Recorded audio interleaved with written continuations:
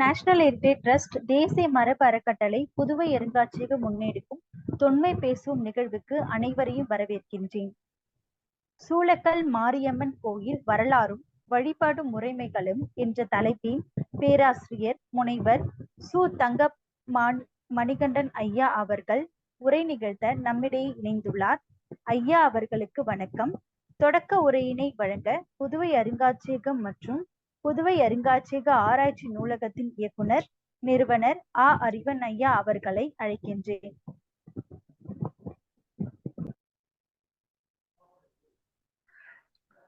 அனைவருக்கும் வணக்கம். மிக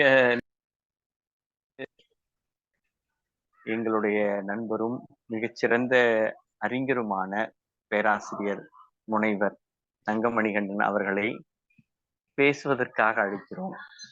நெடுநாட்களாக நாங்கள் இரவு பகலாக பேசிய பேச்சுகள் எல்லாம் இப்பொழுது நினைவாடுகின்றன. இப்பொழுது அவர் ஒரு மிகச்சிறந்த பேராசிரியராக, அறிஞர் பெருமகனாக விளங்கி வருகிறார். ஆனாலும் தொடக்க காலத்தில் அவருடன் பழகும் பொழுது அவர் ஊர் குறித்த பதிவுகளில் அவருடைய ஊரினுடைய சிறப்பாக அவர் கூறிய மாரியம்மன் கோயில்தான் என் கண் முன் நிழலாடியது. அந்த கோயிலை பற்றி அவர் நிறைய சிறந்த செய்திகளை எல்லாம் கூறியிருக்கிறார். அது பற்றிய வரலாற்றினை 20 ஆண்டுகளுக்கு முன் அவருடன் பழகிய காலத்தில் கேட்க தவறிவிட்டோமே என்று நான் நினைப்பதுண்டு. அதற்கு எனக்கு கிடைத்த வாய்ப்பாகத்தான் இதை நான் எடுத்துக்கொள்கிறேன்.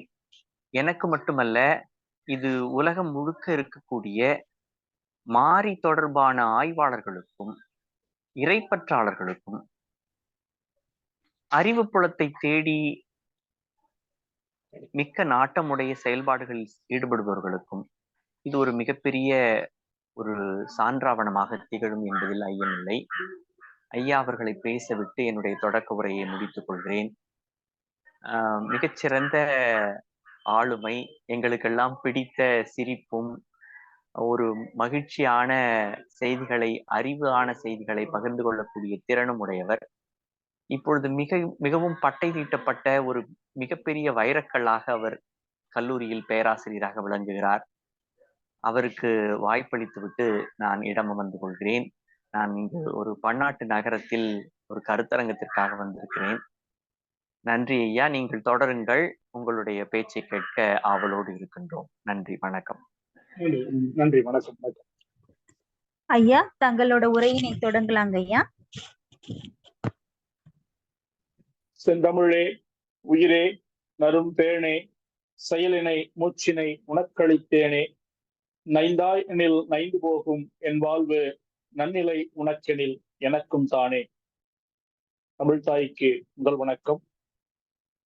புதுவை அருங்காட்சியகம் தேசிய மரபு அறக்கட்டளையை சார்ந்தவர்களுக்கும், என்னை பட்டை தீட்டிய வைரமென கூறிய அன்பு சகோதரர் அறிவன் அண்ணா அவர்களுக்கும், சொல்லாய்வறிஞர் அருளி ஐயா அவர்களுக்கும், இணைய வழி இணைந்துள்ள அன்பர்கள் அனைவருக்கும் என் பணிவார்ந்த வணக்கங்களை கூறிக்கொள்கிறேன். என்னுடைய நினைவுகளை 20 ஆண்டுகள் கழித்து இந்த கோவிலின் ஊடாக நினைவுபடுத்த எண்ணிய சகோதரரை நான் இந்த தருணத்தில் வணங்கி மகிழ்கிறேன். நிழலாடிய சொற்களை கொண்டு ஏறக்குறைய 1/4 நூற்றாண்டுகளை நெருங்குகிறது. பேசிய வார்த்தைகள், பேசிய தருணங்கள், இதையெல்லாம் மதிப்பிட்டு இந்த கோயில் குறித்தும் இந்த ஊர் குறித்தும் இந்த தகவலை மற்றவர்களுக்கு கொண்டு சேர்த்த எண்ணிய பெருமை அறிவன் அவர்களுக்கு சாரட்டும். இது பேச்சோடு நில்லாமல் வாழ்வோடு கலந்த இடம் கோயில், இன்னும் தியாகிகள். இந்த சூளக்கல் மாரியம்மன் கோயில் வரலாறும் வழிபாட்டு முறைகளும் என்ற தலைப்பு நான் பேசிக்கொண்டிருக்கும் தலைப்பல்ல, நான் வாழ்ந்து கொண்டிருக்கும் ஒரு சூழல். அதை பேசுவதற்கு வாய்ப்பு என்பது மிகவும் மகிழ்ச்சிகரமான ஒரு விஷயம்.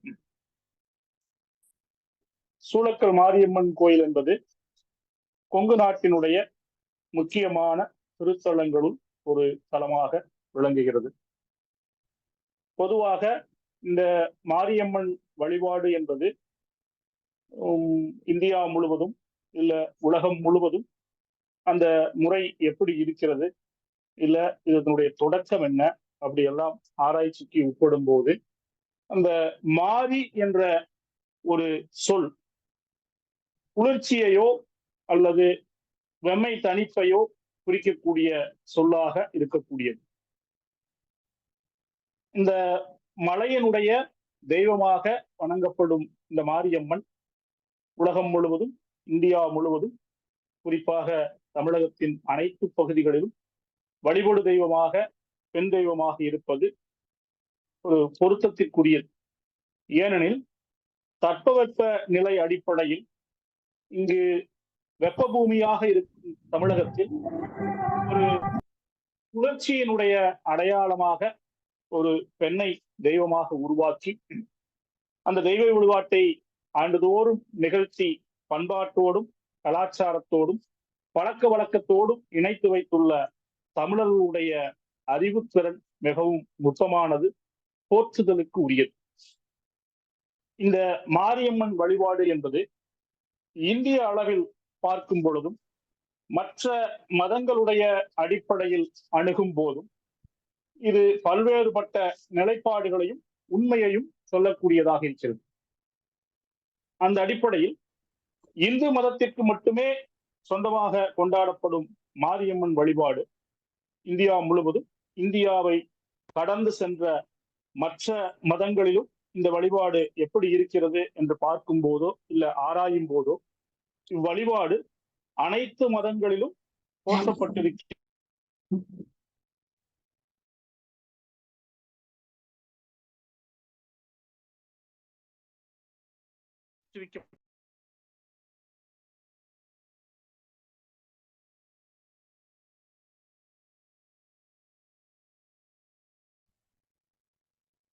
ஐயா வணக்கங்க ஐயா. ஐயா மியூட்ல போயிடுச்சு, நீங்க பேசுறது கேட்கலங்கய்யா. ஆமா, சரியாயிடுச்சு. சரியா இருக்குங்க ஐயா, சரியா இருக்கு, நீங்க தொடரலாம். இந்த வழிபாட்டில் மாறி குறித்து சிந்திக்கும் போது அனைத்து மதத்திலும் இந்த அம்மன் வழிபாடு என்பது காணப்பட்டிருக்கிறது. குறிப்பாக இந்திய மண்ணிலே பழம் தர்மத்திற்கும் பழம் பாருக்கும் சொந்தமாக இருக்கக்கூடிய சமணத்திலே சீதளானந்தா என்ற ஒரு தீர்த்தங்கருடைய பெயரின் அடிப்படையில் இந்த அம்மன் வழிபாடு இருந்திருக்கிறது. அது ஒரு காற்றின் வடிவமாக குறிக்கப்பட்டிருக்கிறது.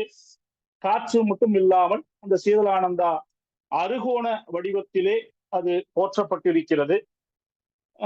பௌத்த மதத்தில் பார்க்கும்போது சீதலா பரணேஸ்வரி என்ற தெய்வ பெயருடன் ஒப்பிடப்படுகிறது. இது தாரா என்ற வடிவத்துடன் ஒப்பிடப்படுகிறது.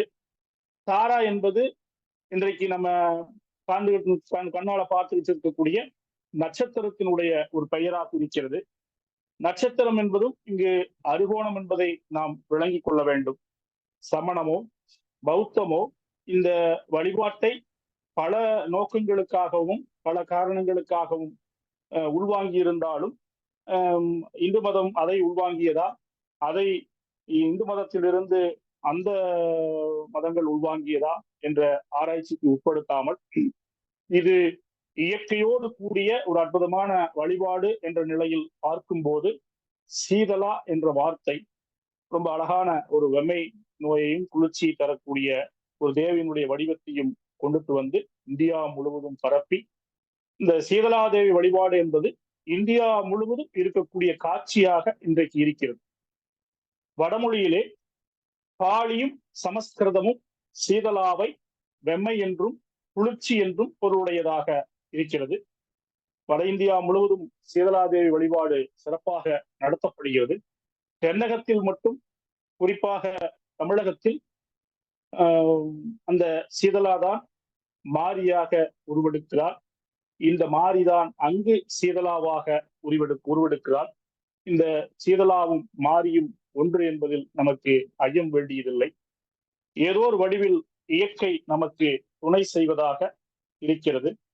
சீதளம் என்பது குளிர்ச்சியையும் வெம்மையையும் குறிப்பது போல, மாரி என்பது மழையின் அடையாளமாகவும் குளிர்ச்சியின் அடையாளமாகவும் குளிர்ச்சியை வரவேற்கும் நோக்கமாகவும் குளிர்ச்சியை கொண்டாடும் நோக்கமாகவும் வெம்மையை போக்கும் விதமாகவும் இங்கு மாரி வழிபாடு நிற்பது என்பது நம் சந்தேகத்திற்கும் ஐயத்திற்கும் இடமில்லாமல் இருக்கக்கூடியதாகும்.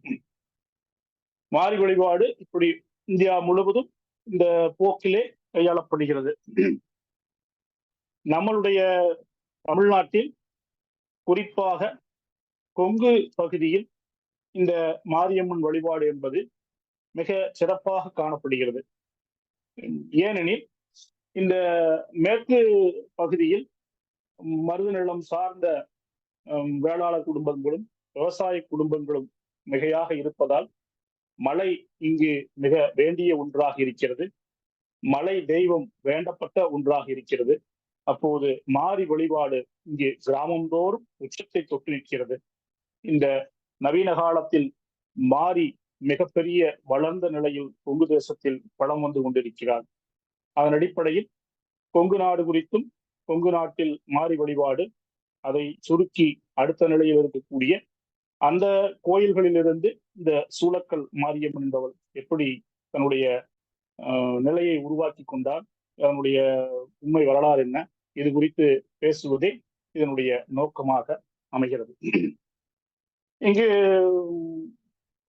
கொங்கு நாட்டுல பார்த்தோம்னா ஒரு காலத்துல கொங்கு நாட்டை ஒரு 24 பிரிவாக பிரிச்சிருந்திருக்காங்க.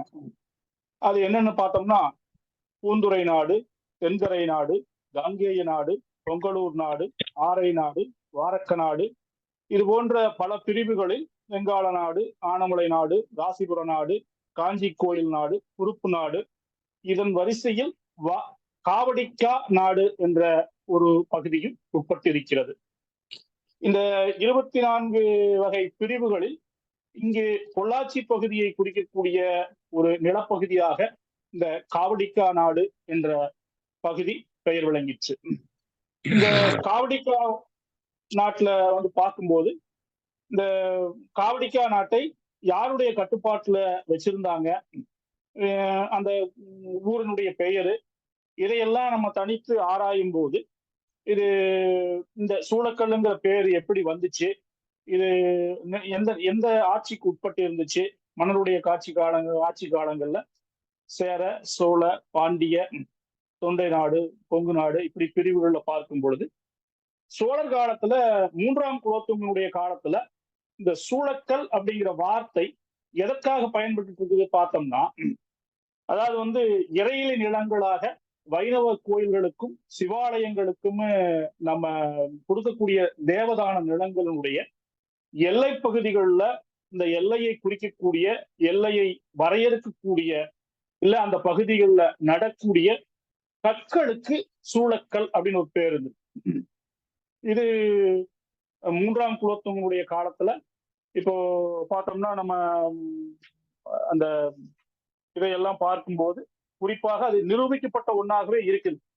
புதுக்கோட்டை பக்கம் வாழமங்கலம் சொல்லக்கூடிய ஊர்ல கீரனூர் சிவன் கோயிலினுடைய ஆலய இதையெல்லாம் எடுத்து பார்க்கும் பொழுது அந்த ஆலயங்கள்ல இன்னும் சில வைணவ ஆலயங்களுடைய தேவதான நிலங்கள், இறையிலி நிலங்களை எல்லாம் எடுத்து பார்க்கும்போது இந்த பெயர் காரணம் குறிப்பாகவே 3ஆம் குலோத்துங்கனுடைய காலத்துல இந்த சூளக்கல் அப்படிங்கிறதுங்கிறது வைணவ கோயிலா இருந்தா சக்கர குறியீட்டோடவும், சிவன் ஆலயங்களா இருந்துச்சு அப்படின்னு சொன்னா திரிசீல குறியீட்டோடவும் அந்த கற்கள் நடப்பட்டிருக்கு. அந்த கற்கள் பின்னால வழிபடு தெய்வங்களாக மாற்றப்பட்டிருக்கு. அந்த இறையிலி நிலங்களுக்குள்ள கோயில்கள் எழுப்பப்பட்டிருக்கு. அந்த இறையிலி நோய்கள், அந்த இறையிலி காடுகளுக்கு எல்லையாக வகுக்கப்பட்ட அந்த எல்லை கற்கள் எல்லாம் தெய்வங்களாக பின்னாடி உருவ வழிபாட்டுக்கு பயன்படுத்தப்பட்டிருக்கு.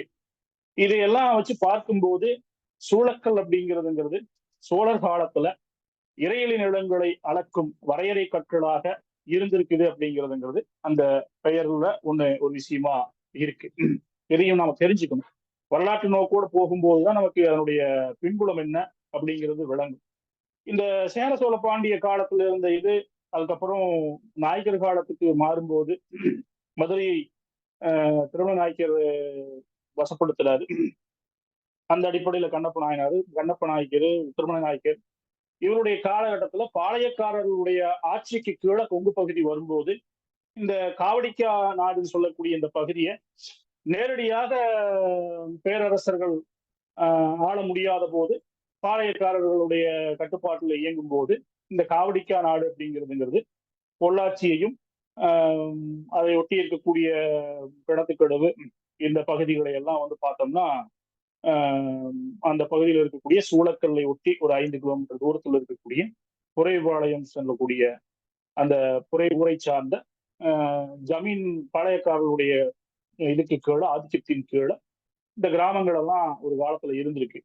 இப்போ இருக்கக்கூடிய சூளக்கல்லும் கோயிலை சுற்றி உருவாக்கப்பட்ட ஒரு கிராமமாகத்தான் இருக்கு காட்சி அமைப்புல பார்க்கும்போது. ரொம்ப அழகாக மேற்கு நோக்கி நகரக்கூடிய பக்கத்துல உடைப்பாறை அணைன்னு சொல்லக்கூடிய ஒரு அணைக்கட்டை ஒட்டி வரக்கூடிய ஒரு சிற்றாறு, கோதவாடின் குளம் நிரம்பி வரக்கூடிய அந்த சிற்றாறு நேரா போய் கேரளத்துல பெரியாற்றோடு கலக்குது. அந்த நதியினுடைய ஓரத்துல இந்த ஆலயம் வடக்கு நோக்கி எடுக்கப்பட்டிருக்குது. அங்க வடக்கு நோக்கி எடுக்கப்பட்ட கோயிலுக்கு அங்க வடக்கு நோக்கிய அம்மன் இருப்பது போலவே எல்லா கட்டமைப்பும் இருக்குது. சங்க இலக்கியங்கள்ல பார்க்கும்போது வடக்கு வாயில் செல்வி அப்படின்னு சொல்லக்கூடிய ஒரு தெய்வத்தினுடைய அனுகிரகமும் பேரும் இன்னைக்கு இருக்கக்கூடிய இந்த சூளக்கல் மாரியம்மனுக்கும் இருக்குது அப்படிங்கிற ஒரு புகழ் உண்டு. ஆதி காலத்துல இருந்து அந்த பெயர் பழமையில இருக்குது அப்படிங்கிறதுங்கிறத நம்ம இங்க பார்க்க வேணும். வடக்கு வாயில் செல்வி அப்படிங்கிறதுங்கிறது வடக்கு நோக்கி அமைந்திருக்கக்கூடிய எல்லா பெண் தெய்வங்களுக்கும் பொருந்தக்கூடிய பேர். இங்க கொங்கு நாட்டுல இந்த சூளக்கல் மாரியம்மன் அப்படிங்கிறவ வடக்கு வாயில் செல்வியாக இருந்து வரக்கூடிய பக்தர்களுக்கெல்லாம் அருள்பாலிக்கிறா அப்படிங்கிறதுங்கிறது ஒரு வரலாற்று நம்பிக்கை. அந்த அடிப்படையில பார்க்கும்போது இந்த சூளக்கல் அப்படிங்கிறதுங்கிறது இந்த புரையவளையம் பாளையக்காரர்களுடைய கட்டுப்பாட்டின் கீழே இயங்கக்கூடிய ஒரு சூழல் அந்த காலத்துல இருந்திருக்கு. அவர்கள் நிறைய ஆலயங்களுக்கும் இன்னைக்குமே நிறைய பரம்பரை அறங்காவலர்களாக இருக்கிறாங்க. இந்த கோயிலும் அவர்களுடைய கட்டுப்பாட்டில் இருந்தது. இந்த கோயிலுக்கு அவர்களுடைய பங்களிப்பு என்பது மிகச்சிறந்த பங்களிப்பாம். இன்னைக்கு வரைக்கும் அந்த பங்களிப்புகள் எல்லாம் தொடருது. அவர்கள் இல்லாம அந்த திருவிழாவினுடைய நாட்கள் எல்லாம் நகர்வதில்லை. அதெல்லாம் இங்கே குறிப்பிடத்தக்க ஒரு விஷயமா இருக்கு. இதை தாண்டி அந்த கோயில் வந்து எழுப்பப்பட்ட ஆண்டை வரையறுக்கும் போது அதனுடைய கோயில் கட்டமைப்பு, கோபுரங்களுடைய கட்டமைப்பு, அந்த கல் மண்டபங்களுடைய கட்டமைப்பு, தோற்றம் இதையெல்லாம் வச்சு பார்க்கும்போது ஏறக்குறைய 400 ஒரு 500 ஆண்டுகளுக்கு பழமைக்கு சொந்தமான ஒரு கோயில் கட்டமைப்பாக அந்த கட்டமைப்பு விளங்குகிறது. இன்னும் கோயிலுடைய கற்கள்ல இருக்கக்கூடிய சில விஷயங்களை எல்லாம் ஆராயும் போது இன்னும் ஆணித்தரமாக அதெல்லாம் நிரூபணமாயிருக்குது. அது ஒரு நாயக்கர் கால கோயில் என்பது. நாயக்கர் காலத்துக்கு கீழே இருந்திருந்தாலுமே இந்த பாளையக்காரர்களுடைய இதுக்கு கீழே அது செயல்பட்டிருக்குது, பாதுகாக்கப்பட்டிருக்கு. இன்னைக்கும் பழக்க வழக்கத்துல அந்த இதெல்லாம் இருக்கு அப்படிங்கிறதுங்கிறது தான் இங்க உண்மை. இப்ப இந்த கொங்கு நாட்டு கோயில்கள்ல சூளக்கல் மாரியம்மன் கோயில் எப்படி தனித்து இருக்குது அப்படின்னு கேட்டோம்னு சொன்னோம்னா, அதாவது வந்து தமிழகம் முழுவதும் மாரியம்மனுடைய சிறப்பை பார்க்கும்போது ஈரோட்டுல பண்ணாரி மாரியம்மன், சிவகாசியில காய்ச்சல்கார மாரியம்மன், இருக்கன்குடி மாரியம்மன், சமயபுரத்தில் மாரியம்மன், திருவேற்காடு கருமாரி, புன்னைநல்லூர் மாரியம்மன், திண்டுக்கல் கோட்டை மாரியம்மன், வலங்கைமான் பாடைகட்டி மாரியம்மன், கோவையில ராஜமாரியம்மன், இப்படி பல இடங்கள்ல கொங்கு பகுதிகளில் இந்த மாரியம்மன் வழிபாடு மிகச் சிறப்பாக இன்னைக்கு நடைபெற்று கொண்டிருக்கிறது. அந்த அடிப்படையில பார்க்கும்போது இந்த மாரியம்மன் கோயில்களுக்கும் சூளக்கல் மாரியம்மன் கோயிலுக்கும் என்ன தொடர்பு இருக்குது அப்படின்னு பார்க்கும்பொழுது 2 கோயில்கள் இதனுடைய விதிகளிலிருந்து விளக்கப்பட்டு ஒரு தனிச்சிறப்பு பெறுகிறது. எதுன்னு கேட்டா பண்ணாரி மாரியம்மன், சூளக்கல் மாரியம்மன். என்ன அடிப்படையில் அப்படின்னு கேட்டோம்னா, அம்மன் வந்து இங்க சுயம்பாக வீற்றிருக்கிறார். தானாக, சுயம்பு அப்படின்னா தானாக முளைத்து வந்தது அப்படின்னு அர்த்தம். இந்த தானாக முளைத்து வந்த சுயம்பு வடிவத்தில் இருக்கக்கூடிய ஆலயங்களாக பண்ணாரியும் சூளக்கல்லும் மற்ற மாரியம்மன் கோயில்கள் இருந்து தனித்துவமாக இருக்கக்கூடியதை நாம் இங்க பார்க்க முடியுது. இங்க சூளக்கல்லையுமே அந்த சுயம்பு மாரியம்மன் சூள வடிவத்துல இருக்கிற காட்சியை நாம் பார்க்க முடியுது.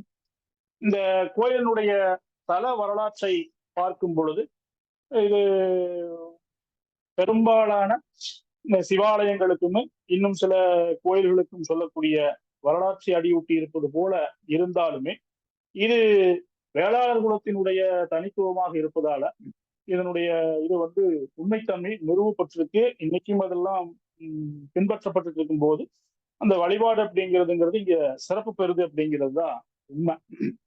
இப்ப இந்த மாரியம்மனுடைய தல வரலாற்றை பார்க்கும் பொழுது குறைவு வளையத்துக்கு உட்பட்டு இருந்த நிலங்கள் எல்லாம் அன்றைய காலத்துல 500 ஆண்டுகளுக்கு முன்னாடி அடர்ந்த வனப்பகுதிகளாக இருந்திருக்கு. அந்த வனப்பகுதியை ஒட்டி இருக்கக்கூடிய ஒரு கிராமமாக வேலாயுதம்பாளையம் சொல்லக்கூடிய ஒரு கிராமம் இருக்கு. அந்த வேலாயுதம்பாளையத்துல வேளாளர் குடும்பத்தை சார்ந்தவர்கள் இன்றைக்கும் அதிகம். எல்லாம் இன்னைக்கும் உழவு தொழிலை பார்க்கக்கூடியவர்களாகத்தான் இருக்கிறாங்க. அந்த அடிப்படையில அந்த உழவு தொழிலை அடிப்படையாக வச்சிருக்கக்கூடிய ஒரு உழவருடைய மாடுகள் எல்லாம் அந்த காட்டுப்பகுதியில வழக்கமா எப்பவுமே கொண்டுட்டு போய் மேய்ச்சலுக்கு விடுவதும் திருப்பி ஓட்டிட்டு வர்றதும் வழக்கமா வச்சிருந்திருக்காங்க. அப்படி பார்க்கும்போது ஒரு உழவருடைய மாட்டுப்பண்ணையில மட்டும் இருக்கக்கூடிய மாடுகள்ல தினந்தோறும் பாலினுடைய அளவு குறைஞ்சிக்கிட்டே வந்துட்டே இருந்திருக்கு. அது என்ன காரணம் சொல்லி போட்டு கண்டுபிடிக்க முடியாம அவரு சந்தேகத்துக்கு தன்னுடைய முதல்ல சந்தேகத்தை வளர்த்திக்கிறாரு. அந்த மேய்ச்சல் நிலத்துக்கு கூலிக்கு வச்சிருக்கக்கூடிய ஆட்கள் மேல எல்லாம் சந்தேகப்படுறாரு, அடிச்சு துன்புறுத்துறாரு, இன்னும் நிறைய இடையூறுகள் பண்றாரு. அப்புறம் ஒரு கட்டத்திற்கு மேல அவருக்கு ஒரு தெளிவு கிடைக்குது. இவர்கள் எல்லாம் இதற்கு காரணமாக இருப்பதற்கு வாய்ப்பு இல்லை அப்படின்னு சொல்லி போட்டு என்ன பண்றாரு, ஒரு நாள் தானே தன்னுடைய மாடுகளை எல்லாம் மேய்ச்சல் நிலத்துக்கு கொண்டுட்டு போறாரு. அப்படி கொண்டுட்டு போயிட்டு அந்த மாடுகளை எல்லாம் ரகசியமா கண்காணிக்கிறாரு. அப்படி கண்காணிக்கும் போது பார்த்தோம்னா ஒரு ஒரு சில மாடுகள் எல்லாம் தனிச்சு போய் நின்று ஒரு இடத்துல போய் கால்களை பரப்பி நின்று அந்த சுயம்புவாக வச்சிருந்த அம்மனுடைய திருமேனி மேல அந்த பால்கள் எல்லாம் தன்னை போல தானா அந்த மடியிலிருந்து அந்த மாட்டினுடைய பசுவினுடைய காம்புகள்ல இருந்து பால் சுரந்து அம்மனை குளிர்விச்சிருக்கு. அப்ப அந்த காட்சியை அவர் பார்க்கும்போது வியந்து போறாரு. என்னடா பசுமாடு தானா தன்னுடைய காம்புல இருந்து பால் சுரந்து ஒரு கல்லின் மேல ஒழுக்காட்டிக்கிட்டு இருக்கே அப்படின்னு சொல்லி கிட்ட போய் பார்க்கும்போது அது ஒரு தெய்வ திருமேனியா இருக்குது.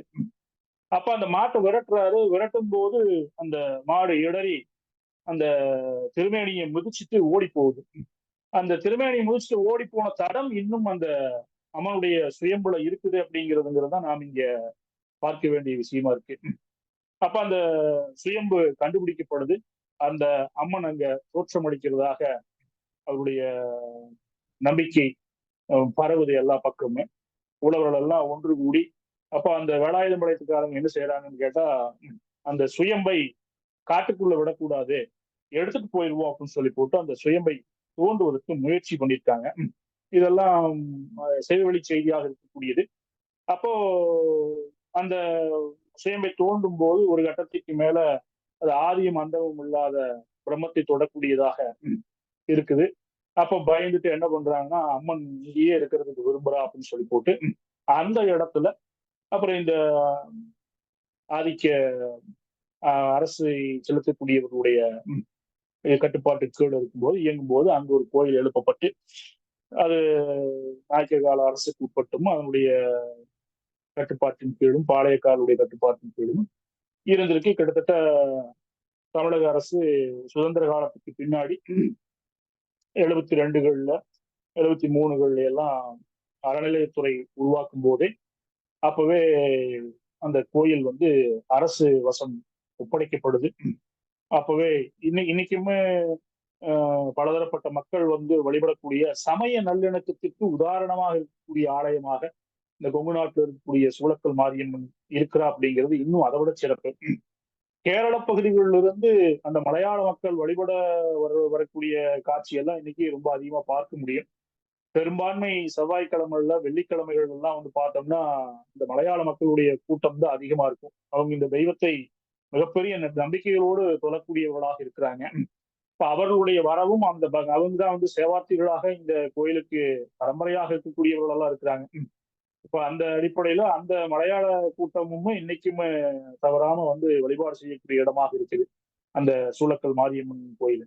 இப்போ இந்த கோயிலுடைய வரலாறு இப்படி இருக்கும்போது இந்த கோயிலை பற்றிய அமைப்பு, கோயிலுடைய சிறப்பு இதையெல்லாம் என்னன்னு நீ நம்ம பார்ப்போம். அதாவது வந்து இந்த கோயிலுடைய அமைப்பை பார்க்கும் பொழுது கோயிலினுடைய கோயில் அமைஞ்சிருக்கக்கூடிய பகுதி பார்த்தீங்கன்னா புலிப்பார் அணையை ஒட்டி வரக்கூடிய அந்த சிற்றாரை பெரியாரோடு இணைக்கக்கூடிய ஒரு பள்ளப்பகுதியாக அது மற்ற விளைச்சல் நிலங்கள், விளைநிலங்கள், உழவு நிலங்கள் எல்லாமே வந்து பாத்தீங்கன்னா மேட்டு பகுதியா இருக்கும். கோயில் ஒரு பள்ளத்தை நோக்கிய திசையில தான் இருக்கும். கோயில் இருக்கக்கூடிய பகுதி ஒரு 2-3 ஏக்கரா பகுதிகளில் அமைஞ்சிருக்கக்கூடிய ஒரு ஆலயமாக இருக்கக்கூடியதா இருக்கு. கோயில் இப்ப இருக்கக்கூடிய ஊரின் மத்தியில அமைஞ்சிருக்கு.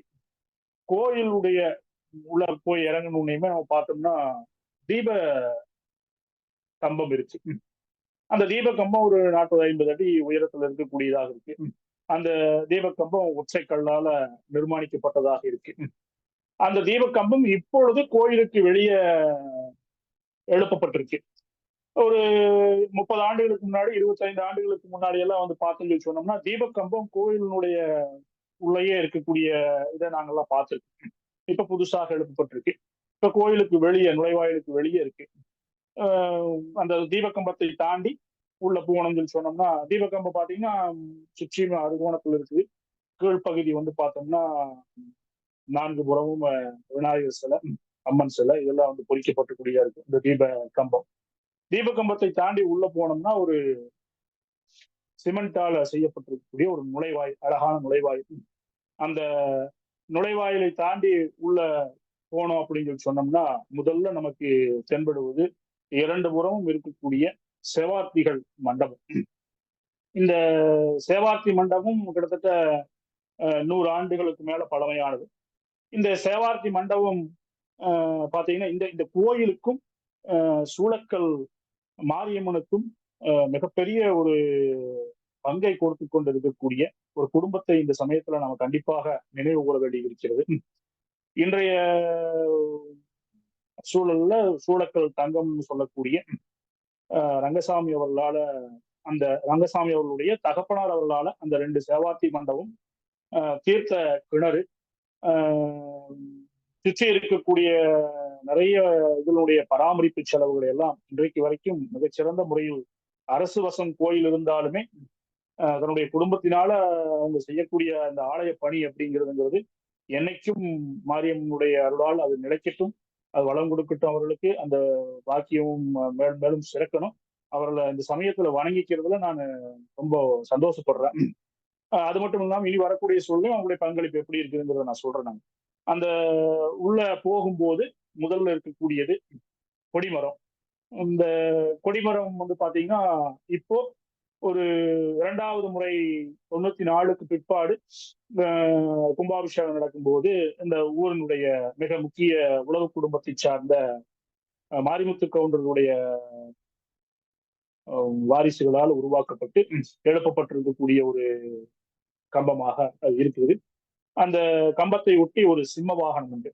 சிம்ம வாகனத்துக்கு அடுத்தது பாத்தீங்கன்னா அந்த 22 தூண்களால, சிமெண்ட் தூண்களால கட்டி கொடுக்கப்பட்ட பொள்ளாச்சியினுடைய அருட்செல்வர் வணக்கத்திற்குரிய பொள்ளாச்சி மகாலிங்கம் அவர்களால் எழுப்பப்பட்டிருக்கக்கூடிய அந்த முன் மண்டபம், 22 தூண்களால எழுப்பப்பட்டிருக்கக்கூடிய முன் மண்டபம் ரொம்ப அழகான மண்டபம்.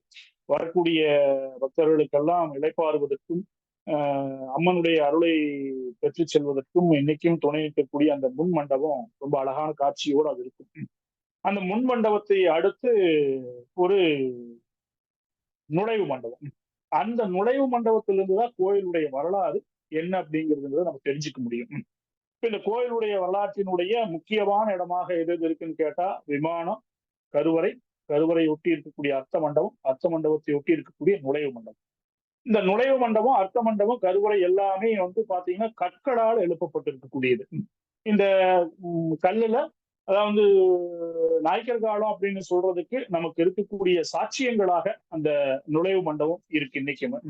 அந்த நுழைவு மண்டபத்துல வந்து பார்த்தோம் அப்படின்னு சொல்லி சொன்னோம்னா உள்ள 4 தூண்களால நிக்குது அந்த நுழைவு மண்டபம். சுற்றியுமே கல் கட்டிடம். அந்த கல் கட்டிடத்துல வந்து பாத்தீங்கன்னா நிறைய சின்னங்கள் பொறிக்கப்பட்டிருக்குது. இந்த சின்னங்கள் எல்லாமே வந்து பார்த்தோம்னா சமயத்தினுடைய ஒட்டுமொத்த ஒற்றுமையையும் பிரதிபலிக்கக்கூடியதாக இருக்கும். ஒரு பக்கம் பார்த்தோம்னா திருமாலுடைய அரங்கனுடைய உருவம் பொறிக்கப்பட்டிருக்கும். அம்மனுடைய அர்த்த மண்டபத்துக்கு கீழே முதல் படியில இறங்கும் போதே பார்த்தோம்னா இடது பக்கம் அரங்கன் பள்ளி கொண்ட சூழல்ல இருக்கக்கூடிய இதை பார்க்க முடியும். கற்கள்ல தூண்கள் எல்லாம் வந்து பார்த்தோம் அப்படின்னு சொல்லி சொன்னோம்னா சிவாலயங்களுடைய சின்னங்கள் பொறிக்கப்பட்டு இருக்கும். மேல வந்து பார்த்தோம்னா மேல் புறத்துல இருக்கக்கூடிய அந்த நுழைவு மண்டபத்துல இருக்கக்கூடிய மேல் கூரையில பார்த்தோம்னு சொன்னோம்னா பாண்டிய சின்னமான மீன்பொறி சின்னங்கள் எல்லாம் பொறிக்கப்பட்டிருக்கும். திருச்சுற்றுல சுற்றி வரும்போது பார்த்தோம்னா கன்னிமார்களுடைய இது எல்லாமே வந்து பார்த்தோம்னா அங்க எல்லா சமயங்களும் சமம் அப்படிங்கிற ஒரு நிலைப்பாட்டை அந்த கோயில் தன்னுடைய குறியீட்டுகளால வச்சிருக்குது அப்படிங்கிறதுங்கிறத ரொம்ப அழகா காமிச்சிட்டு போகும். 600-450 வருடங்கள் பழமையானதாக இருந்தாலும் அது ஒரு சமய நல்லிணக்கத்தினுடைய அடையாள சின்னமாக கொங்கு நாட்டினுடைய அடையாள சின்னமாக இன்னைக்கும் இருப்பது அப்படிங்கிறதுங்கிறது போற்றுதலுக்கும் வணங்குதலுக்கும் உரியதாகும். இந்த கல் மண்டபத்தை தாண்டி உள்ள போனோம் அப்படின்னு சொல்லி சொன்னோம்னா அதுக்கு பேரு அர்த்த மண்டபம். இந்த அர்த்த மண்டபம் வந்து பாத்தீங்கன்னா சிறிய அளவுல கருவறையை விட கொஞ்சம் பெரியதாக இருக்கும். அந்த அர்த்த மண்டபமும் பாத்தீங்கன்னா கல் மண்டபமாக தான் இருக்கு. ரொம்ப அழகான மண்டபம். அங்க இருந்தும் அம்மனை பக்கத்துல நெருக்கத்துல தரிசிக்க முடியும். இந்த அர்த்த மண்டபத்தை அடுத்து இருக்கக்கூடியது என்ன பார்த்தோம் அப்படின்னு சொன்னோம்னா அர்த்த மண்டபத்தை ஒட்டி இருக்கக்கூடியது கருவறை. இந்த கருவறை வந்து பாத்தீங்கன்னா அந்த நாயக்கர் கால கட்டடக்கலையினுடைய சிறப்பை விளக்குவதாக இருக்கும். பொதுவா வந்து பார்த்தோம்னா விமானங்கள் எல்லாம் வந்து பார்த்தோம்னா அதாவது வந்து கருவறைக்கு மேற்புறம் இருக்கக்கூடிய விமானம் வந்து பாத்தீங்கன்னா பொதுவா செவ்வகம், வட்டம், பல்கோணம், அறுகோணம் சொல்லக்கூடிய இந்த 4 வகையில அமையிறது அப்படிங்கிறதுங்கிறது விமானங்களுடைய வகைப்பாட்டுல ஒண்ணு. அதுல இந்த அதை 3 வகையா பிரிப்பாங்க. 4 அமைப்பு 3 வகையா பிரிப்பாங்க.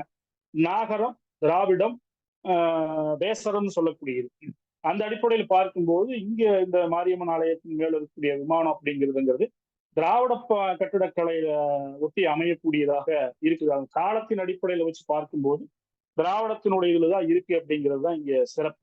அதுவும் எப்படி நிரூபிக்கப்படுது அப்படின்னு கேட்டோம்னா பொதுவா அதிஷ்டானம், பித்தி, பிரஸ்தரம், கிரீகம், சிகரம், கலசம் சொல்லக்கூடிய 6 வகை அமைப்புள்ள அந்த திராவிட கலை கட்டடங்கள் வந்து நிர்மாணிக்கப்படும். அந்த அடிப்படையில தான் இந்த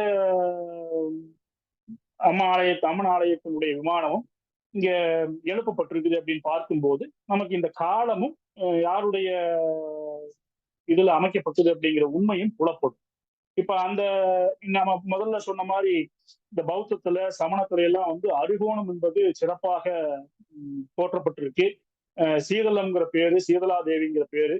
இதனோடவும் இந்த மாரியம்மன் வழிபாடும் எப்படி ஒன்றுக்கு ஒன்று இணைந்ததாக இருக்குது அப்படிங்கிறதுங்கிறது இங்க ஒப்பிட்டு பார்க்கும் பொழுது எல்லா பெரும்பாலும் அம்மனுடைய ஆலயங்கள் இருக்கக்கூடிய விமானங்கள் எல்லாம் வந்து பாத்தீங்கன்னா மேல் பகுதி கருவறையை ஒட்டி இருக்கக்கூடிய மேல் பகுதி அதன் மேல் வைக்கப்பட்டிருக்கக்கூடிய அந்த விமானத்தினுடைய இது வந்து பாத்தீங்கன்னா அறுகோண அடிப்படையில் இருக்கு, நட்சத்திர அடிப்படையில் இருக்கு.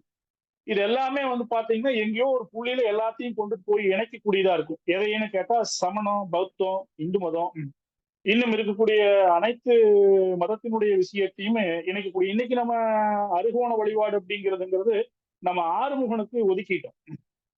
ஆறுமுகனுடைய தாயாராக மாறி இங்க போற்றப்படுறா, காட்சியினுடைய அடையாளமாக போற்றப்படுறா, வெம்மையை தணிக்கக்கூடிய அடையாளமாக இங்க மாறி பார்க்கப்படுறா அப்படிங்கிறது தான் இங்க நம்ம கூர்ந்து நோக்க வேண்டியதா இருக்குது. இங்க எல்லா மதத்தினுடைய இதாகவும் இந்த மாரியம்மன் வழிபாடு இருக்குது அப்படிங்கிறதுங்கிறது நாம் இன்னைக்கு நம்ம உணர்ந்து செய்ய வேண்டிய காரியமாக இருக்கு. ஒரு மதத்தின் கீழே இதை கொண்டுட்டு போகாம அனைவருக்கும் சொந்தமாக இருக்கக்கூடிய வழிபாட்டு தெய்வமாக மாரியம்மன் இருக்கிறா அப்படிங்கிறதுக்கு இந்த கட்டடக்கலைகள், இந்த அமைப்புகள் இதையெல்லாம் வந்து நம்ம இன்னைக்கு நம்ம கூர்ந்து பார்க்க வேண்டியதா இருக்கு. மக்கள்கிட்ட கொண்டு போய் சேர்த்த வேண்டிய விஷயமா இருக்கு. இந்த அறுகோண வடிவம் அப்படிங்கிறதுங்கிறது தான் பின்னாடி விமானத்துல எழுப்பப்படுது. விமானங்கள் இங்க இது ஒண்ணு இல்ல, அது பாதம், கால், தோல், கழுத்து, தலை, முடின்னு சொல்லக்கூடிய அமைப்புலதான் வந்து இந்த விமானங்கள் அமைக்கப்படுது. இதுல பார்த்தோம்னா இப்ப இந்த அடிப்படையில தான் சூளக்கல் மாரியம்மன் கோயிலும் அமைஞ்சிருக்குது அப்படிங்கிறதுங்கிறது உண்மை, நிரூபிக்கப்பட்ட உண்மை. அந்த அடிப்படையில தான் அவனுடைய வரலாற்றை 450 ஆண்டு காலம் அப்படிங்கிறதுங்கிறத சொல்றாங்க தொல்லியல் அறிஞர்கள். இப்போ அந்த அடிப்படையில பார்க்கும்போது அந்த கருவறையினுடைய அமைப்பு இவ்வளவு சிறப்பாக இருக்கக்கூடியதா இருக்கு. இந்த கருவறையை தாண்டி இப்பொழுது நம்ம முக்கியமான ஒரு இதா இருக்கக்கூடிய அம்பாளுடைய வடிவத்தையும் அம்பாளுடைய இதையும் பார்க்கும் பொழுது முன்னமே சொன்னது போல இன்றும் அந்த சுயம்பு அம்மன் நமக்கெல்லாம் தாயாக இருந்து அனைவருக்கும் அருள்பாலிக்கக்கூடிய காட்சியை நாம் பார்த்துக்கிட்டே இருக்கிறோம். அந்த தாயினுடைய சுயம்பு உருவம் அனைவரையும் ஈர்க்கக்கூடியதாகவும் சூழ வடிவத்தை நோக்கியதாகவும் இருக்கும். சூளத்தோடு அம்மன் பிறந்ததால் அவள் சூளக்கல் மாரியாக இன்று உருமாறி இருக்கிறார். அந்த 450 ஆண்டு காலம் அங்க வரக்கூடிய பக்தர்களை எல்லாம் பாலித்து காத்து கொண்டிருக்கக்கூடிய அந்த அம்மனுக்கு 1994 நடந்த குடமுழுக்கு விழாவில் அந்த ஊரை சார்ந்த பெரிய மனிதர் ராமசாமி கவுண்டருடைய மகன் தங்கம் என்பவர் அந்த அம்மனுக்கு ஒரு மூலவரை செய்து கொடுத்து ஒரு மிக பெரும் பாக்கியத்தையும் புண்ணியத்தையும் அடைந்துள்ளார். அந்த அது வரைக்கும் இன்றும் அந்த ஆராதனைகள், அபிஷேகம் இது மாதிரி விஷயங்கள் எல்லாம் அந்த சுயம்புக்கு மட்டுமே நடைபெற்றுக் கொண்டிருக்கிறது. அம்மனுடைய எல்லா சூழலையும் அருளையும் பெறுவதற்கு சுயம்பு மட்டுமே காரணமாக இருந்தாலுமே இந்த சுயம்புக்கு பின்பகுதியில் இன்று 94க்கு பிற்பாடு ஒரு அழகான ஒரு மூலவர் சிலையை உருவாக்கி கொடுத்த அந்த குடும்பத்துக்கு நாம் என்றும் நன்றி கடன்பட்டவர்களாக பக்தர்கள் இருக்க வேண்டும். இப்ப அந்த அந்த அந்த அந்த மூலவருடைய இது பாத்தீங்கன்னா ரொம்ப அழகா, அதாவது அம்மனுடைய சிலையினுடைய உருவம் எப்படி இருக்கும் அப்படின்னு கேட்டோம்னா அமர்ந்த நிலையில இருக்கக்கூடிய மூலவராக இருக்கும். வடக்கு நோக்கி வலது காலை கீழ் நோக்கியும் இடது காலை மடித்து வலது தோளின் மேல் வைத்திருக்கக்கூடியவளாக காட்சியளிக்கிறார். 4 கரங்களோடு இருக்கக்கூடியதாக இந்த விக்கிரகம் இருக்கிறது. அதில் வலதுபுறம் இருக்கக்கூடிய ஒரு கையில் வேலும் ஒரு கையில் சூலமும், இன்னொரு இடதுபுறம் இருக்கக்கூடிய திருக்கரம் ஒன்று அபயகரமாகவும் இன்னொன்று திருசூலத்தை தமரகத்தோடு கலந்திருக்கக்கூடிய உருவமாகவும் இருக்கும். ரொம்ப அழகான ஒரு சிற்பம். இன்று இருக்கக்கூடிய பழங்கால பிற்கால சோழருடைய பெண் உருவங்களுக்கெல்லாம் போட்டி போடக்கூடியவளாக எனக்கு தெரிந்து சிவாலயங்கள் பன்னெடுங்காலமாக வழிபாட்டுக்கு இருக்கக்கூடிய சிவாலயங்களில் இருக்கக்கூடிய பெண் தெய்வங்களுடைய முக லட்சணத்தை வெல்லக்கூடியவளாக இந்த சூளக்கல் மாரியினுடைய திருவுருவம் இருப்பது எங்களை எல்லாம் மிக அன்போடு கட்டி போடக்கூடிய ஒரு சம்பவமாக இருக்கிறது. அந்த பெருமையும் அந்த சிறப்பும் அந்த குடும்பத்தாருக்கு இன்னும் வளத்தையும் நலத்தையும் அருளட்டும். அந்த சிலை இன்று அந்த மூலவர் சிலை இன்று மிக பெரிய அளவில் அனைவருக்கும் சக்தியாக மாறி அருள்பாலிக்கக்கூடிய காட்சியை நாம் பார்த்து கொண்டிருக்கிறோம். இந்த கருவறை இல்லாம கருவறை உள்ள திருச்சுற்றுக்கு போகும்போது பாத்தீங்கன்னா கோயிலுடைய சிறப்பா இன்னொரு 2-3 விஷயங்களை சொல்ல வேண்டியது இருக்கு. என்ன அப்படின்னு கேட்டோம்னா, இடதுபுறம் சுதைமண்ணால உருவாக்கப்பட்ட கிட்டத்தட்ட 18 அடி 20 அடிக்கு மேல இருக்கக்கூடிய குதிரை சிற்பங்களை எசகடம் சொல்லுவாங்க. அதை அந்த கலோக்கிய, அதாவது வட்டார வழக்குல சொல்லும் போது எசகடம், நேர்த்தி கடன் என்று சொல்லுவாங்க. யாராவது ஒரு இதுக்கு குறைபாட்டுக்காக வேண்டிக் கொண்டு அம்மனை வேண்டிக் கொண்டு நிறைவேறியவுடன் அம்மனுக்காக அந்த உருவத்தை நிலைநிறுத்தக்கூடிய பழக்கம் ஆதி காலங்கள்ல இருந்திருக்குது. அந்த அடிப்படையில பார்க்கும்போது நான்லாம் குழந்தையா இருக்கும்போது 4 இந்த பக்கம் இடப்புறம் 4 வலப்புறம் 4 சொல்லக்கூடிய அடிப்படையில 4 குதிரைகள், பெரும் குதிரைகள் சிற்பமாக வடிக்கப்பட்டிருந்தது. சிமெண்ட் கற்களாலையும் சுண்ணக்கற்களாலையும் கட்டப்பட்டதுதான். 2 மழை காலங்கள்ல ரொம்ப காலம் கிட்டத்தட்ட 100 ஆண்டுகளுக்கு மேலான 2 குதிரை சிலைகள் விழுந்துருச்சு. அதுல இடப்புறம் 3 வலப்புறம் 3 இருக்கக்கூடிய காட்சி இன்னைக்கும் நீங்க போனா பார்க்க முடியும். கோயிலுக்கு மிகப்பெரிய அழகை கொடுக்கக்கூடிய சிற்பங்களாக அந்த குதிரை சிற்பங்கள் இருக்குது.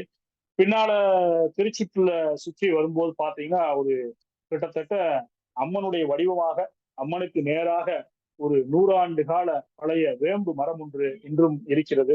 வேம்பு மரத்தை ஒட்டி கோயிலினுடைய இடப்பக்கமாக இருக்கக்கூடிய இடத்துல வில்வ மரம் உண்டு. அந்த வில்வ மரத்திற்கும் ஏறக்குறைய 100 ஆண்டுகளை தொட்டு இருக்கக்கூடிய மரமாக இருக்கும்.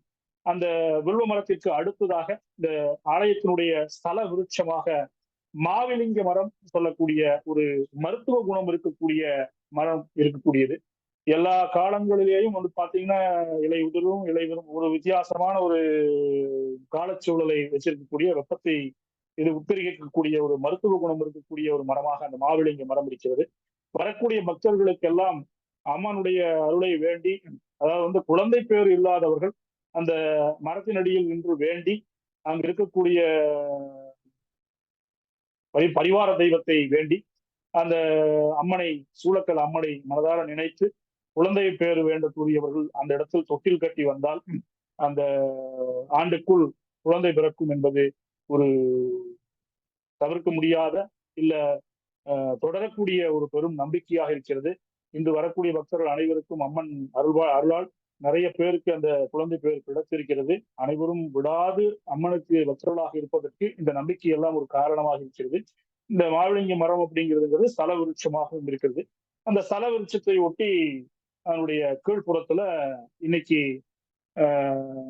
சந்தேகமுண்டன்பாளையம் சொல்லக்கூடிய இந்த கோயிலுக்கு கட்டுப்பட்டு இருக்கக்கூடிய ஒரு கிராமத்தில் இருக்கக்கூடிய கனசபாவை கவுண்டர்னு சொல்லக்கூடிய ஒருத்தர் அந்த ஆலயத்தை கட்டி கொடுத்திருக்கிறார். ரொம்ப அழகான ஒரு விநாயகர் ஆலயம். 1994 அதாவது திருக்குட நடிகாட்டு பெருவிழாவின் போது எழுப்பப்பட்ட ஆலயம் அது.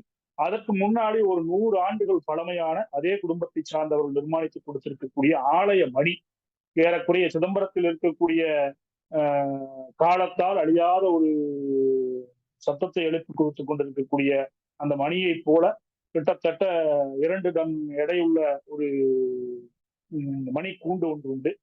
தினந்தோறும் 3 கால பூஜையிலும் அந்த மணியினுடைய சத்தம் இந்த இறைவிக்காக எழுப்பப்பட்டு கொண்டே இருக்கிறது.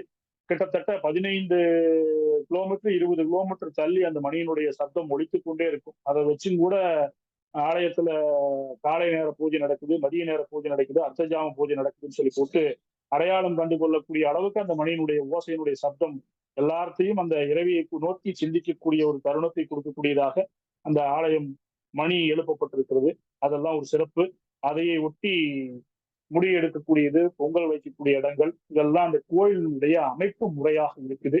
ரொம்ப அழகான ஒரு கிராமத்துக்குள்ள ரொம்ப எழில்மிகு தோற்றத்தோட இருக்கக்கூடிய இந்த அம்மாவினுடைய கோயில் அப்படிங்கிறதுங்கிறது கொங்கு நாட்டினுடைய மிக சிறப்பு பெற்ற ஒரு ஆலயத்திற்குள்ள வரையறைக்குள்ள வரக்கூடியதாக இந்த ஆலய அமைப்பு இருக்குது அப்படிங்கிறதுங்கிறது நாமெல்லாம் கண்ணுற காண வேண்டிய விஷயம். எல்லாரும் கண்டிப்பாக இந்த கோயிலுக்கு வருகை தர்றது அப்படிங்கிறதுங்கிறது அம்மாவினுடைய அருளையும் அந்த அழகையும் தரக்கூடியதாக இருக்கும் அப்படிங்கிறதுங்கிறது மாற்றம் இல்லை. இப்ப இந்த வெப்பு நோய் குறித்தெல்லாம் பேசும்போது பெரும்பாலும் அம்மனுடைய வழிபாடுகள்ல அந்த திருவிழா காலங்கள் அப்படிங்கிறதுங்கிறது ரொம்ப சிறப்பு பெறக்கூடியதாக இருக்கு.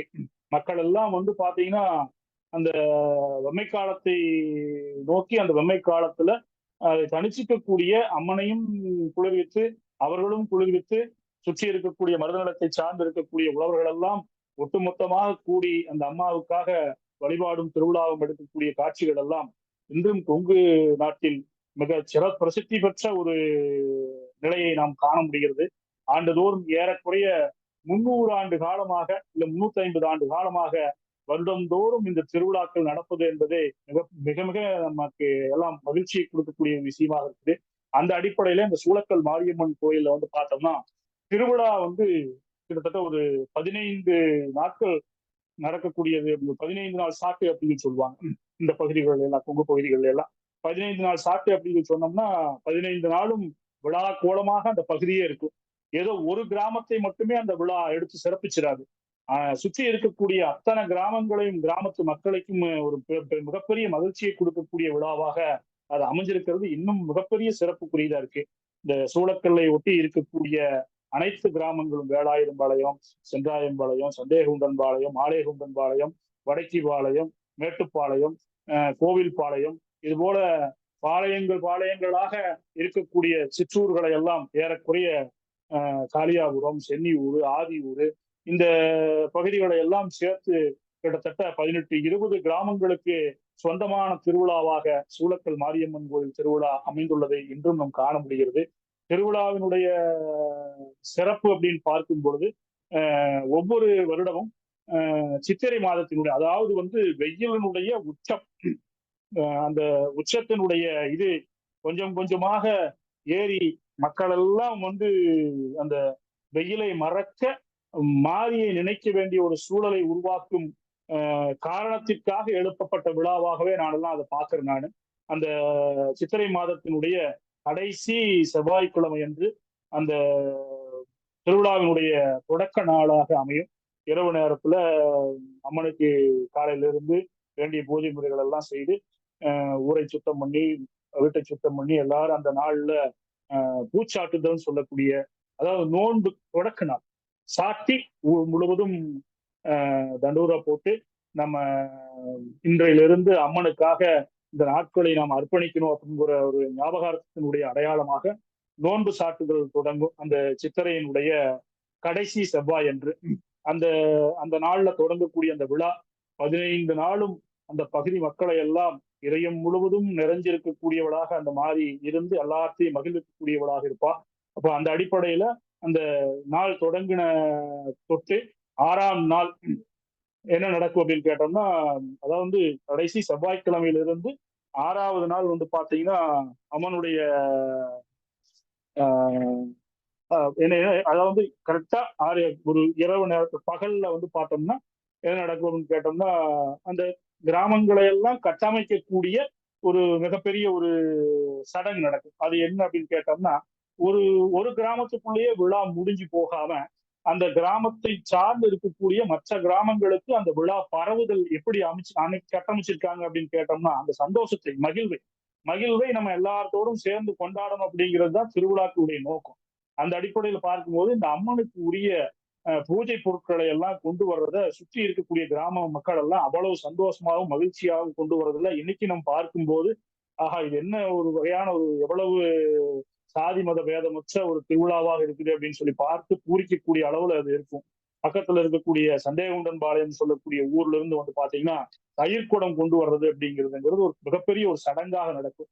காலையில அந்த ஊர் மக்கள் எல்லாம் ஒன்று திரண்டு கிட்டத்தட்ட ஒரு 6-7 கிலோமீட்டர் தாண்டி இருக்கக்கூடிய அந்த கிராமத்துல இருந்து எல்லாரும் ஊர் மக்கள் எல்லாம் ஒன்று தேடி பறையிசையோட அந்த தயிர்குடத்தை சுமந்து அம்மனுக்கு அபிஷேகம் பண்றதுக்காக தயிர்குடம் எடுத்துட்டு வர்றது, அம்மனை குளிர்விக்கிறதுக்காக பானையாக தயிர்குடங்களை எடுத்துக்கிட்டு அன்று காலையில ஊருக்கு வந்து சேருவாங்க. அந்த தயிர்குடம் வந்து சேர்ந்த உடனே இங்க அம்மனுடைய இதா இருக்கக்கூடிய கிட்டத்தட்ட 100-200 ஆண்டுகள் பழமையாக இருக்கக்கூடிய அந்த ஆலயத்தின் முன்னாடி நிறுவப்பட்டு இருக்கக்கூடிய ஒரு 30 அடி 25 அடி இருக்கக்கூடிய 2 சூளங்களை எடுத்துக்கொண்டு அந்த சூளத்தினுடைய, அதாவது வந்து அம்மை அழைத்தல் அப்படின்னு சொல்லுவாங்க. வெறும் சூளக்கல் மாரியம்மனுடைய விளையாட்டாகவும் திருவிழாவாகவும் இது இல்லாம பக்கத்துல இருக்கக்கூடிய அம்மனை எல்லாம் எங்களுடைய ஊருக்கும் எங்களுடைய விழாக்கும் அழைக்கக்கூடிய சடங்காக இது மாறி போகுது. அந்த தயிர்குடம் எடுத்துட்டு வந்து அந்த வேலுக்கு அபிஷேகம் பண்ணி அந்த வேலை எங்க ஊர் மக்கள் சந்தேகமலை மக்கள் எல்லாம் எடுத்துக்கிட்டு பக்கத்துல இருக்கக்கூடிய சென்னியூர் பத்ரகாளி அம்மன் சொல்லக்கூடிய அவருடைய தங்கைய, அதாவது மாரியம்மனுடைய சகோதரியாக பார்க்கக்கூடிய காளியினுடைய திருக்கோயிலுக்கு போய் அங்க அந்த வேலை நிறுவி அந்த வேலுக்கு அந்த ஊர் மக்கள் எல்லாம் அவர்களுடைய சார்பாக இந்த போகிற வழியில் இருக்கக்கூடிய சடங்குகள் எல்லாம் பாத்தீங்கன்னா அனைத்து சாதியினருக்கும் பெருமையையும் ஒன்று சேர்த்து செய்யக்கூடிய விழாவாகவும் அதை கட்டமைச்சிருப்பாங்க. அந்த விழாவை அழகா பாத்தீங்கன்னா அந்த போகக்கூடிய வழி கிராமங்கள்ல 2 இடங்கள்ல நிறுத்தி அந்த வேலுக்கு வந்து பாத்தீங்கன்னா அந்த ஊர் கிராம மக்கள் எல்லாம் சேர்ந்து பலியிடுவாங்க. ஆட்டை பலியிட்டு அந்த ஊர் மக்களுக்கு எல்லாம் கொடுத்து சந்தோஷப்படுத்தி அப்புறம் அங்கிருந்து வேல் புறப்பட்டு அந்த சென்னியூர் ஆலயத்துக்கு பத்ரகாளியம்மன் கோயில் ஆலயத்துக்கு போய் அங்க காளியம்மன் முன்னாடி அந்த அம்மாவை அழைச்சிட்டு வர்றதாக இந்த சடங்கு. அந்த வேலையை அங்க கொண்டு போய் நிர்மாணிச்சு அங்க அபிஷேக ஆராதனை எல்லாம் அந்த வேலுக்கு செய்யப்பட்டு இரவு ஆயிரம் அந்த வேல் வந்து அந்த 7ஆம் நாள் வந்து அங்க சேரும்போது அந்த வேலை கொண்டுட்டு வந்து சேர்க்கும் போது அப்புறம் அன்றைய இரவு வந்து பார்த்தோம்னா ஊரை சுத்தப்படுத்தக்கூடிய சடங்கு நடக்கும். இதெல்லாம் பின்னாடி வந்துட்டு பழக்க வழக்கங்கள் கிராம சாந்தின்னு சொல்லக்கூடிய நிலத்தை சுத்தப்படுத்த திருவிழா காலங்கள்ல நிலத்தை சுத்தப்படுத்தக்கூடிய சடங்காக இருக்கக்கூடிய கிராம சாந்தி நள்ளிரவுல நடக்கும். இந்த நள்ளிரவு எல்லாருமே ஊரடங்கினதுக்கு அப்புறம் அந்த சடங்கை யார் செய்வா அப்படின்னு பார்த்தோம்னா அந்த கோயிலுக்கு முன்னாடி கோயிலுடைய பழக்க வழக்கத்துல ஒரு முக்கியமான பங்கு வகிக்கக்கூடிய, அதாவது வந்து கோயிலுக்கு வரக்கூடியவங்க வழிபாடு செஞ்சு இந்த கோயிலுடைய மிகச்சிறப்பான வழிபாடா இருக்கக்கூடிய அம்மை நோயும் கண் நோயும் அதை தீர்ந்து போச்சு அப்படின்னு சொன்னா அது குணமடைஞ்சிருச்சு அப்படின்னு சொன்னோம்னா என்ன பண்ணுவாங்கன்னா அந்த கோயிலுக்கு உருவத்தால மண்ணால செய்யப்பட்ட உருவத்தை கொண்டு உருவாரம் அப்படின்னு சொல்லுவாங்க. அந்த உருவாரத்தை கொண்டுட்டு வந்து அம்மன் முன்னாடி வச்சு வழிபட்டு அதை கொண்டுட்டு போய் அந்த சல விருட்சம் மாவிலங்கி மரத்திற்கு கீழே வைக்கிறது அப்படிங்கிறதுங்கிறது ஒரு மரபாக இருந்துட்டு வருது. அந்த மண் உருவம் வந்து பாத்தீங்கன்னா 1 அடி 2 அடியில ஆணாக, பெண்ணாக, தவழும் குழந்தையாக, கண்ணாக, உறுப்புகளாக அதெல்லாம் மண்ணுல செய்து விற்பாங்க. அவங்க எங்க ஊரை சார்ந்தவர்களாகவே இருக்கிறாங்க. அவங்க குலாளர் ஜாதியை சார்ந்தவர்களாக மண்ணீட்டாளர்கள் வந்து செய்யக்கூடிய அந்த மண்ணீட்டு மண் பாத்திரங்களை பொம்மைகளை கொண்டுட்டு வந்து உள்ள இறையோட இறையா கலக்க வைக்கக்கூடிய ஒரு நிகழ்ச்சி. அந்த சடங்கு வந்து பாத்தீங்கன்னா கிராம சாந்தியில வந்து பாத்தீங்கன்னா நிலங்களை சுத்தப்படுத்துறது அப்படிங்கிறது, அதாவது சுத்தி இருக்கக்கூடிய துர்தேவதைகளை எல்லாம் ஊருக்குள்ள வரவிடாம தடுத்து நல்ல சக்திகளை எல்லாம் அந்த விழா காலத்துல ஊருக்குள்ள கொண்டுட்டு வரணும் அப்படிங்கிறதுங்கிறது ஒரு தர்மமாக இருந்திருக்கு அந்த காலத்துல. அதை அந்த கிராம சாந்தி நல்லதோடு நடக்கும்போது அதை நடத்தக்கூடியவர்களாக அந்த வழிபாட்டு சடங்கை நடத்தக்கூடியவர்களாக யார் இருக்காங்க அப்படின்னு கேட்டோம்னா அந்த மண்ணீட்டாளர் குடும்பத்தை சார்ந்தவர்கள் பரம்பரையாக அதை செய்துகிட்டு இருக்காங்க. அந்த பரம்பரையை சார்ந்த ஒருவர் அந்த சடங்கை செய்வாங்க. அதாவது திருத்தேரின் முன்னால அந்த 15 நாள் கழித்து ஊர் முழுவதும் உலா வரக்கூடிய அந்த மிகப்பெரிய தேரினுடைய முன்னால நின்று அந்த தேருக்கு பலியிடப்படும். ஆடு வந்து பலியிடப்படும். அந்த ஆடு பலியிடப்பட்டு அந்த ஆட்டினுடைய இறைச்சிகள் எல்லாம் ஓடுகள்ல நிரப்பப்பட்டு பச்சை கறிகளை அதை எடுத்து ஊர் முழுவதும் துர்தேவதைகளுக்கு இறைச்சிக்கிட்டே ஊர் முழுவதும் அந்த குலாளர் சுற்றி வருவார். சுற்றி வந்து திருப்பி வந்து கோயிலுக்கு முன்னாடி பன்றியை பலியிடக்கூடியது வழக்கமா வச்சிருக்காங்க.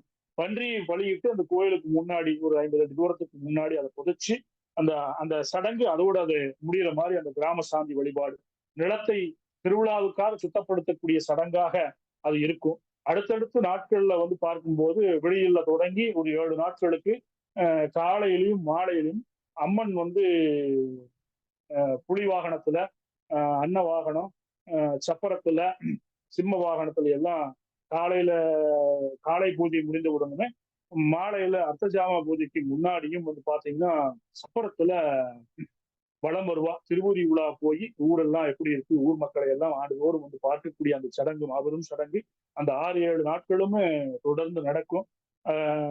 திருத்தேர் திருவிழாவுக்கு முன்னாடி இந்த 7 நாட்கள் நடக்கும் போதும் பாத்தீங்கன்னா அந்த கிராம சாந்திக்கு அடுத்த நாள் இருக்கக்கூடிய இதுல வந்து பார்த்தோம்னா கம்பம் போடுறது, கம்பம் எடுத்து கொண்டு வந்து நட்டுறது, ஊர் பூ அந்த கோயில் பூவோடு அப்படிங்கிறதுங்கிறது கோயிலை சுற்றி தினந்தோறும் அந்த இரவு நேரம் அர்த்தஜாம பூஜைக்கு பிற்பாடு சம்பரம் போயிட்டு வந்ததுக்கு அப்புறம் அந்த பூவோடு எடுத்து ஆடுறது, ஓடு எடுத்து விளையாடுறது அப்படின்னு சொல்லுவாங்க.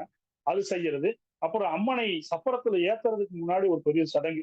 இந்த இந்த சடங்குகளை எல்லாம் விடாம பாரம்பரியமாக செய்து கொண்டிருக்கக்கூடியவர்களாக சூளக்கல் தங்கம் என்ன சொல்லக்கூடியவர்களுடைய அந்த குடும்பம் பங்களிப்பு கொடுத்துக்கிட்டு இருக்கு. அது ஊஞ்சல் ஆடுதல், அம்மனை ஊஞ்சல்ல வைத்து ஆட்டி அதாவது தினந்தோறும் நடக்கும். ஏறக்குறைய 7 நாட்களும் அந்த தாலாட்டு பாடுறது, அம்மனை ஊஞ்சல்ல வைத்து ஆட்டி அதுக்கப்புறம் எடுத்து கொண்டுட்டு போய் அம்மாவை திருவீதி உலாவை கூப்பிட்டு கொண்டுட்டு வந்து திருப்பி கோயிலுக்குள்ள விடுற வரைக்கும் அந்த சடங்கு ரொம்ப அற்புதமாக மக்களால் கொண்டாடப்படக்கூடிய விழாவாக நடந்துகிட்டு இருக்கு.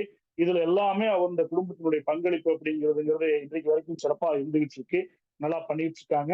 இந்த பூவோடு விடுறது இதெல்லாம் பார்த்தோம்னா திருத்தேர் வர்ற வரைக்கும் அதை செய்துகிட்டு இருப்பாங்க.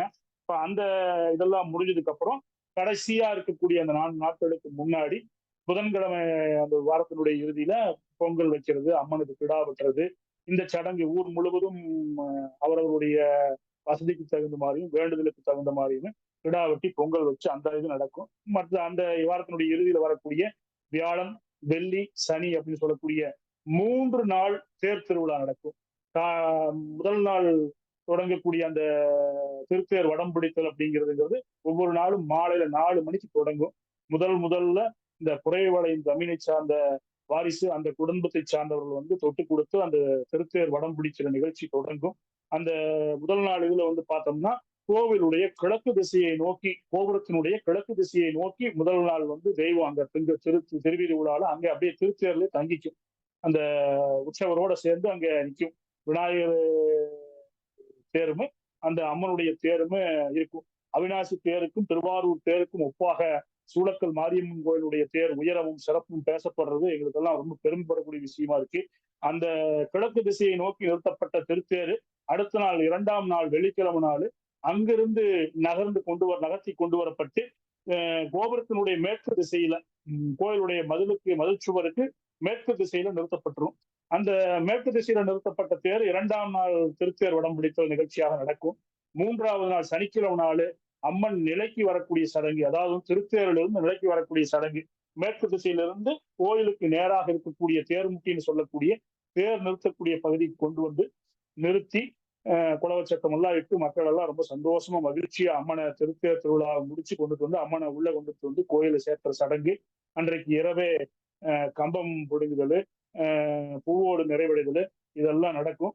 இது முடிச்சதுக்கு அப்புறம் அந்த சனிக்கிழமை முடிஞ்சு அடுத்த நாள் ஞாயிற்றுக்கிழமை காலையில ஊர் முழுவதும் மஞ்சள் நீராட்டு விழா நடைபெற்று மகாபிஷேகம் சொல்லக்கூடிய அந்த திருவிழாவைக்கு சொந்தக்காரர்களாக இருக்கக்கூடிய 18-20 கிராமத்தை சார்ந்த ஒவ்வொரு ஊர்ல இருந்தும் மக்கள் எல்லாம் திரண்டு வரிசையா வந்து அன்றைக்கு முழுவதும் அம்மன் அபிஷேகத்தால குளிர்விக்கப்பட்டுக்கிட்டே இருப்பா. எல்லா ஊரும் ஒவ்வொரு ஊரும் தானாக முன்வந்து எல்லாத்துடைய குறைகளையும் போக்கக்கூடியவளாக இருந்து அந்த நாள் முழுவதும் அம்மா அந்த மகாபிஷேகத்தினால குளிர்விக்கப்பட்டு அன்று முழுவதும் மகாபிஷேக தினமாக இருக்கும். அன்று இரவு அன்னதானத்தோடு அந்த திருவிழா முடிகிற காட்சியை நாம் பார்க்க முடியும். இதெல்லாம் இன்றைக்கும் 200-250 ஆண்டுகளாக தொடர்ந்து நடைபெற்று கொண்டிருக்கக்கூடிய சடங்குகளாக இன்றும் சூழக்கல் வழிபாடு நடந்துகிட்டு இருக்கு. ஒரு கொங்கு நாட்டினுடைய அடையாளமாக திகழக்கூடிய இந்த பஸ்ஸுக்கு மட்டும் தான் டைம் இருக்கு.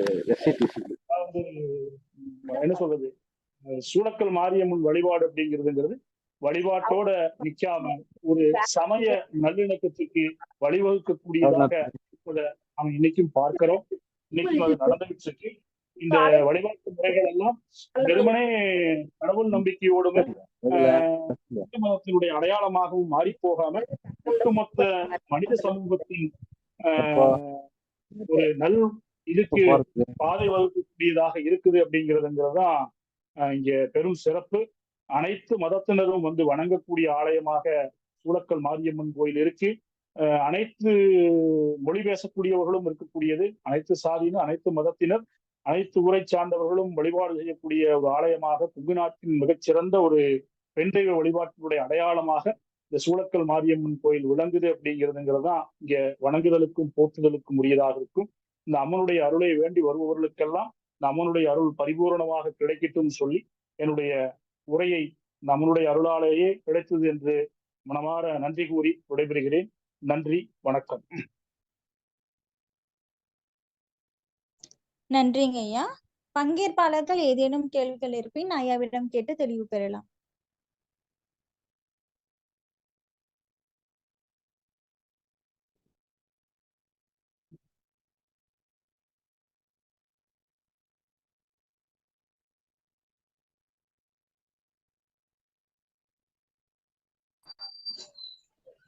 ஐயா, மிக சிறப்பான உரைங்க ஐயா. அரிய தகவல்கள், இந்த வழிபாட்டு முறை, அந்த கோயிலுடைய அமைப்பு, அந்த நாயக்கர் கால அந்த விஷயங்கள், அந்த விமானம் எல்லாமே, அந்த மலையாள மக்களுடைய அந்த வழிபாடு ரொம்ப சிறப்பா இருந்ததுங்க. நிறைய தகவல்கள் எல்லாம் குறிச்சு வச்சிருக்கிறாங்க. ரொம்ப நன்றி.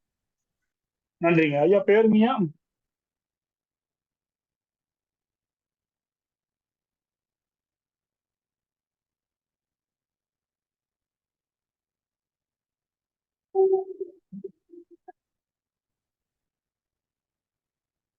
ஐயா வணக்கம். என்னுடைய பேர் ஜெயச்சந்திரன். ஐயா, விசேஷ நாட்கள் இல்லாம மற்ற நாட்கள்ல வந்துட்டு கோயில் எந்த நேரத்துல நடை திறப்பு காலையில 6 மணிக்கு திறந்துருவாங்க.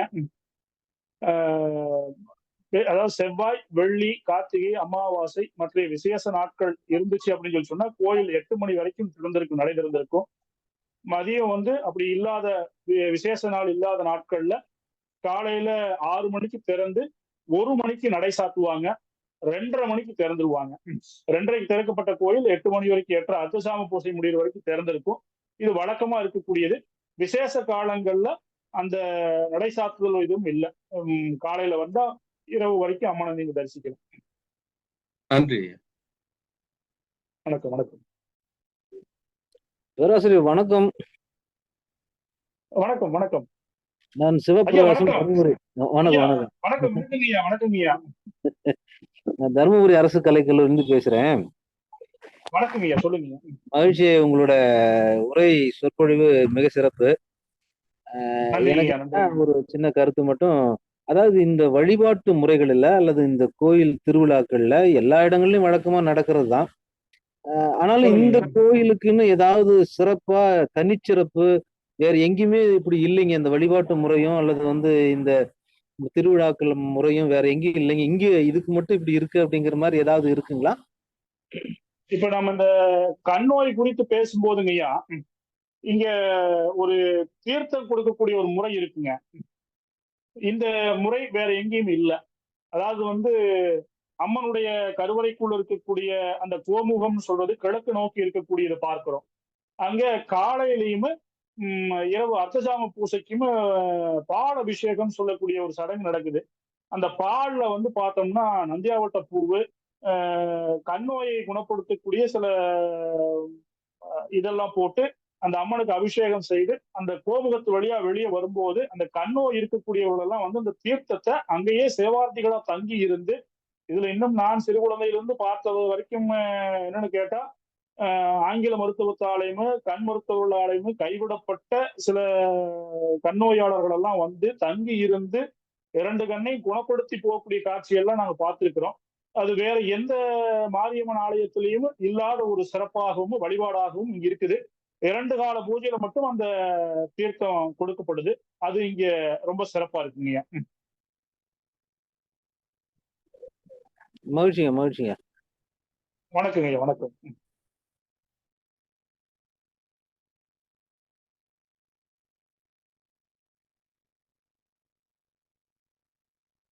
நன்றிங்க ஐயா. பங்கேற்பாளர்கள் ஏதேனும் கேள்விகள் இருப்பின் ஐயாவிடம் கேட்டு தெளிவு பெறலாம்.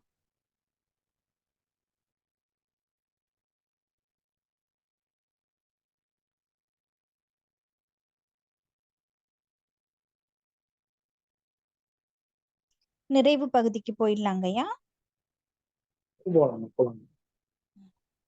நன்றி உரையினை வழங்க புதுவை அருங்காட்சியக படம பிரிவின் பொறுப்பாளர் செல்வி சங்கீதா சௌரிநாதன் அவர்களை அழைக்கின்றேன். நன்றி அக்கா. தேசிய மரபு அறக்கட்டளையின் புதுவை அருங்காட்சியகம் முன்னெடுத்த தொன்மை பேசுவோம் கருத்தரங்கத்தில் சூலக்கல் மாரியம்மன் கோயில் பற்றிய அரிய செய்திகளை நம்மிடம் பகிர்ந்து கொண்ட முனைவர் சு. தங்கமணிகண்டன் ஐயா அவர்களுக்கு புதுவை அருங்காட்சியகம் சார்பாக எமது நன்றியினை தெரிவித்துக் கொள்கின்றேன். மேலும் கருத்தரங்கத்தில் கலந்து கொண்ட பங்கேற்பாளர்கள் அனைவருக்கும் எமது நிறுவனம் சார்பாக நன்றியினை தெரிவித்துக் கொள்ள கடமைப்பட்டுள்ளேன். நன்றி, வணக்கம்.